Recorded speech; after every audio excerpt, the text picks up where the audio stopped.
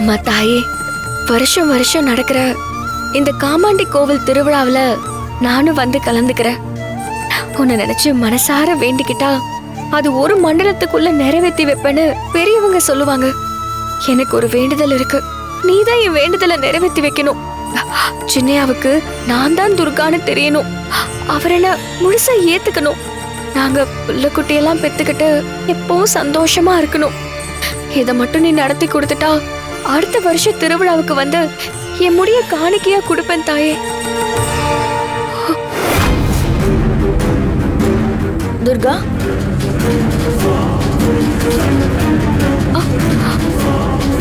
நீங்களா?